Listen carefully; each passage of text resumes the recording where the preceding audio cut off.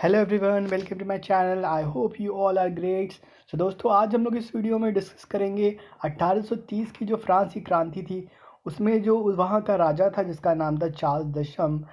उसकी वजह से जो फ्रांस की हालत थी वो बहुत ज़्यादा दयनीय हो गई थी, बहुत ज़्यादा ख़राब हो गई थी, जिसकी वजह से 1830 की क्रांति एक बार फिर से हुई। एक बार 1789 में हुई थी, फिर से जो समाज है उसको सुधारने के लिए। मगर बाद में जो उसके बाद जो वहाँ के जिनके हाथों में बागडोर आई शासन की, जैसे चार्ल्स दशम है और लुई 18 है, वो अच्छे से शासन नहीं कर पाए और दोबारा वो अत्याचार करने लगे आम जनता पर। और फिर से जो अपर क्लास थे उनको राइट फिर से मिलने लगे। तो इस व्यवस्था को फिर से चेंज करने के लिए ठीक से चार्ल्स दशम का विरोध किया गया, ठीक है। और चार्ल्स दशम ने जो 1830 की क्रांति होने की कैसे नौबत आई, उसने इसमें क्या कैसे जो हालात ख़राब किए थे चार्ल्स दशम ने, जिसकी वजह से जो जनता है उसे 1830 की क्रांति करने पड़ी। तो एक तरह से चार्ल्स दशम किस हद तक जिम्मेदार था, क्या पूरी जिम्मेदारी उसकी थी या कुछ अलग भी फैक्टर थे जिसकी वजह से 1830 की क्रांति हुई? तो ये सब दोस्तों हम लोग डिस्कस करेंगे इस वीडियो में, ठीक है। आपका जो क्वेश्चन है वो कुछ इस तरह से आ सकता है, 1830 की क्रांति के लिए चार्ल्स दशम किस हद तक जिम्मेदार था? 1830 की क्रांति एवं चार्ल्स दशम।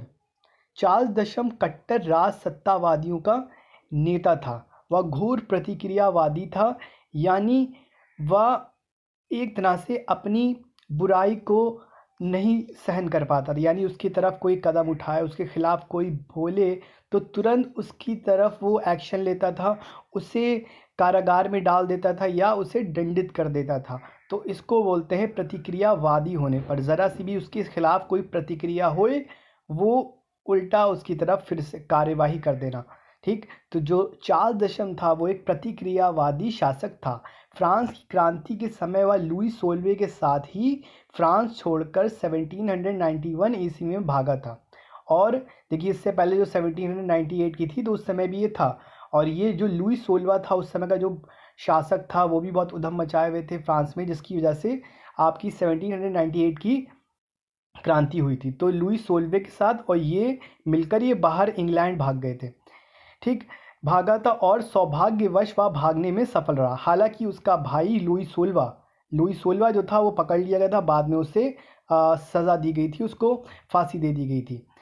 16वां मार्ग में ही पकड़ लिया गया था। फ्रांस के बाहर वह क्रांतिकारियों का विरोध कर रहा था और बाहर भागे हुए व्यक्तियों का नेता बना हुआ था। वह विदेशियों को उत्साहित करता था कि किसी प्रकार वे लोग फ्रांस पर आक्रमण कर दें। नेपोलियन के विरुद्ध भी वह जनता को भड़काता रहता था। नेपोलियन के पतन के बाद उसको उत्थान का अवसर मिला, क्योंकि नेपोलियन एक बहुत ही ताकतवर शासक था, उससे लड़ना आसान बात नहीं थी। मगर जैसे कि उसका पतन हो गया, उसके पतन के कारण भी दोस्तों हमने अपनी वीडियो में डिस्कस करे हैं, आप जाके प्लेलिस्ट में जाके देख सकते हैं। और वह राज सत्तावादियों का नेता बन गया। हालांकि उसने संसदीय संस्थाओं के प्रति अपनी श्रद्धा की घोषणा के साथ शासन आरंभ किया, यानी ये कहा कि जो संसद कहेगी यानी जो जनता करेगी उसके हिसाब से मैं शासन करूँगा। लेकिन वास्तव में वह निरंकुश राजतंत्र की, यानी कोई जो निरंकुश राजतंत्र यानी मोनार्की की फिर स्थापना का इच्छुक था, यानी फिर से वो मोनार्की लाना चाहता था, जो राजा का मन करे वो करना चाहता था, ऐसा शासन लाना चाहता था। और दैवीय अधिकारियों के सिद्धांत का प्रबल पोषक था, यानी राजा को दैवीय अधिकार होने चाहिए, राजा को ईश्वर का प्रतिनिधित्व मानना चाहिए, यानी जो राजा का आदेश हो वही ईश्वर का आदेश है, समझिए।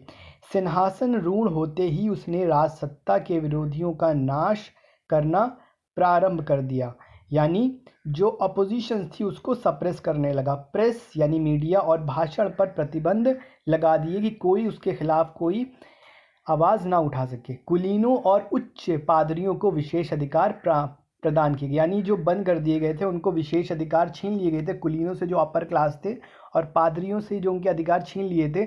फिर से चार्ल्स दशम उनको अधिकार देने लगा। वह चर्च और राज्य को एक कर देना चाहता था, इसलिए विश्वविद्यालयों का सर्व अध्यक्ष एक पादरी बनाया गया। कैथोलिक धर्म विरोधी अध्यापकों को हटा दिया गया, यानी जो कैथोलिक धर्म का विरोध करते थे, जो ऐसे अध्यापक थे, उनको अपनी नौकरी से हाथ धोना पड़ा। चर्च की आलोचना करने वालों को 7 वर्ष के दंड की कड़ी व्यवस्था की गई। जो भी अगर कोई चर्च की आलोचना करेगा उसको 7 वर्ष की कड़ी का दंड का कारावास झेलना पड़ेगा। जनता ने इस कानून का विरोध किया और इस घोर विरोध के कारण ये कानून वापस ले लिया गया। राष्ट्र प्रतिनिधि संस्था की कार्य अवधि 5 वर्ष के स्थान पर 7 वर्ष कर दी गई। यानी जो आपका एक तरह से जो प्रधानमंत्री या जो लीडर चुना जाएगा जो देश पे शासन करेगा वो 5 वर्ष के लिए होता था। उसकी संख्या उसके जो टाइम पीरियड था उसका 5 ईयर से 7 ईयर्स कर दिया गया। प्रेस के नियंत्रण के विरोध में प्रदर्शन हुए।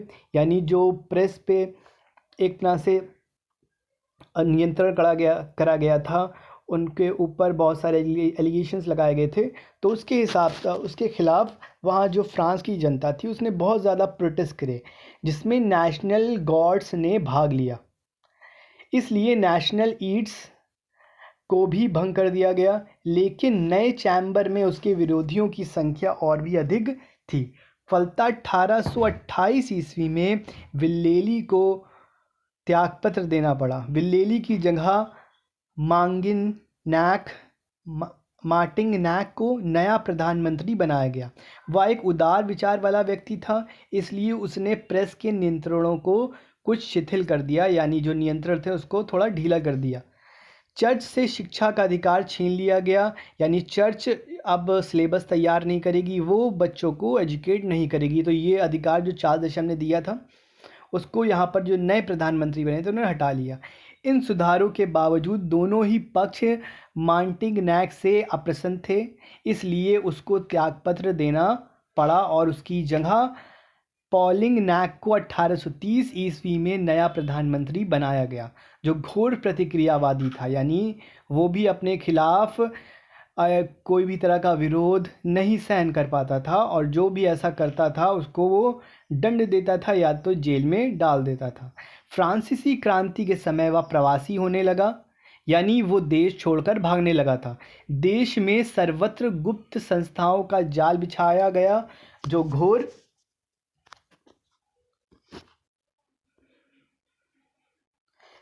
प्रतिक्रियावादी था। फ्रांसीसी क्रांति के समय वह प्रवासी सामंतों का नेता था। यानी यहाँ से जो लोग निकल गए थे वह उनका नेता बन गया। उसने मित्र राष्ट्रों को फ्रांस के ऊपर आक्रमण करने के लिए प्रोत्साहित किया। उस समय जो मित्र राष्ट्र थे, रशिया हो गए और जर्मनी हो गए, और भी जो 2 देश थे उनको मित्र राष्ट्र बोलते थे जब तीनों मिल जाते थे। तो उसको वो क्या करता था, मोटिवेट करता था कि आप जाइए फ्रांस में जो ये क्रांति हो रही है इसको सप्रेस करिए, ये जनता के लिए सही नहीं है, इनको भड़काया गया है। वह 1814 ईस्वी के चार्टर का विरोधी था। इसके कार्यों से रुष्ट होकर इसके और चार्ल्स दशम के खिलाफ प्रचार होने लगा। देश में सर्वत्र गुप्त संस्थाओं का जाल बिछ गया। 18 मार्च 1830 ईस्वी को पॉलिंगनैक के विरोध में चैम्बर में अविश्वास प्रस्ताव पास हो गया, जिससे उसके विरोधियों की संख्या और भी बढ़ गई। 26 जुलाई 1830 ईस्वी को उसने 4 अध्यादेश जारी किए, जिसके अनुसार प्रेस की स्वतंत्रता समाप्त कर दी गई, जो कि चार्ल्स दशम ने निकाले थे। जनता की प्रतिनिधि सभा को भंग कर दिया गया। मताधिकार के लिए संपत्ति की योग्यता पहले से अधिक बढ़ा दी गई। यानी अगर आपके पास एक स्पेसिफिक अमाउंट ऑफ मनी है तभी आप वोटिंग राइट रखते हैं, अदरवाइज़ आपको वोट देने का अधिकार नहीं है। उस समय दोस्तों जिसके ऊपर जुल्म होता उनके पास तो पैसा था ही नहीं। अब जाहिर सी बात है, अगर पैसा नहीं होगा तो वोट नहीं देंगे, और वोट नहीं देंगे तो अपना प्रतिनिधित्व नहीं सुन पाएंगे। तो ये बहुत ही एक तरह से काला कानून आप कह सकते था, जिससे मतदाताओं की संख्या घट गई और प्रतिनिधि सभा के सदस्यों की संख्या 218 रह गई। सभा की कार्य अवधि 7 वर्ष से घटाकर 5 वर्ष कर दी। यानी जो 7 वर्ष थी फिर से हटा के उसको 5 वर्ष कर दी गई। अध्यादेशों के अनुसार सितंबर में निर्वाचन करने की घोषणा की गई। यानी जो इलेक्शन थे वो करने की घोषणा की गई। इन अध्यादेश के संबंध में सफाई देते हुए चार्ल्स दशम ने कहा, यानी जो ये कानून पास करे गए थे, कहा अराजकता फैलाने वाली एक प्रजातंत्र की मदर कानून द्वारा स्थापित शासन को नीचा दिखाने का प्रयत्न कर रही है। ये संगठन और समाचार पत्रों द्वारा चुनाव पर छा जाना चाहती है। ये सम्राट के अधिकारों को बंधन में डालकर संसद को भंग करना चाहती है। वह सरकार जिसे देश की सुरक्षा का अधिकार प्राप्त न हो अपना अस्तित्व बनाए नहीं रख सकती। ये अधिकार जो कानूनों से भी प्राचीन है, प्राकृतिक विधान में निहित है, एक अत्यंत कठिन परिस्थिति इस अधिकार के प्रयोग की मांग करती है। इस विषय में कदम उठाए जाए। यदि परिस्थिति साधारण वैधानिक कार्यों से नियंत्रित में न आए तो जो भी कार्य किया जाएगा वह इस अधिकार पत्र की विज्ञप्ति के अनुसार होगा। इन अध्यादेशों ने लुई 18वें यानी 18वें के द्वारा पारित किया गया चार्टर समाप्त कर दिया गया। अनेक पत्रकारों ने जनता से अपील की कि वह फ्रांस के क्रांतिकारी सिद्धांतों की रक्षा करे, यानी फिर से एक क्रांति का बिगुल फूंका जाए, फिर से क्रांति हो जाए। इससे जनता और राजा के बीच एक भयानक संघर्ष छिड़ गया जो 27 जुलाई से 29 जुलाई तक चला, लगभग 2 दिन। 30 जुलाई को राजा ने चारों अध्यादेश वापस लेने की घोषणा कर दी, लेकिन अब स्थिति भयंकर हो गई थी। उत्तेजित भीड़ ने राजमहल को घेर लिया। फलता चार्ल्स दशम ने अपने 10 वर्ष के पौत्र शोम्बा के काउंट के पक्ष में सिंहासन त्याग दिया और वह इंग्लैंड चला गया। चार्ल्स दशम ने दमनकारी नीति से इसलिए अंगीकार किया था क्योंकि वह क्रांति के नाम मात्र तत्वों का भी हनन करना चाहता था, लेकिन उसने ये नहीं सोचा कि फ्रांस की जनता वही है जिसने क्रुद्ध होकर लुई 16वें जैसे शासक का सिर काट लिया था। यानी जो लुई 16वां था, जो 1798 की फ्रेंच रेवोल्यूशन हुई थी, उसमें लुई 16वां बहुत ज़्यादा उसका ज़िम्मेदार था। जिस तरह से 1830 की क्रांति में चार्ल्स दशम जिम्मेदार है, तो उसका तो सर काट दिया था। उसी से डर खा के जो चार्ल्स दशम था वो भाग गया यहाँ से। चार्ल्स दशम को अपनी शक्ति पर असीमित भरोसा था। दमनकारी कानूनों द्वारा जनता के समस्त अधिकार छीन लिए गए थे। अपनी प्रतिक्रियावादी नीति में वह मेटरनिख से भी आगे बढ़ गया था। यानी मेटरनिख जो इतना बड़ा ऑस्ट्रेलिया का एक ना का डिक्टेटर था, वो भी इतनी ज़्यादा प्रतिक्रियावादी नीति नहीं अपनाता था, जिसको प्रतिक्रिया का अवतार कहा जाता था।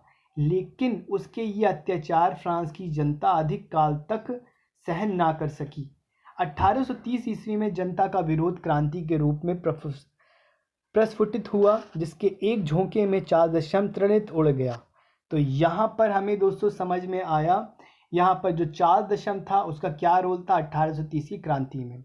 तो आई होप दोस्तों आपको ये वीडियो अच्छी लगी होगी। अगर ये वीडियो अच्छी लगी है तो हमारे चैनल को आप सब्सक्राइब कर सकते हैं। अगर आप ऐसी मोर इन्फॉर्मेटिव वीडियो चाहते हैं तो हमारे चैनल को सब्सक्राइब कर सकते हैं। तब तक के लिए अपना ख्याल रखिए। Till then take care, good bye.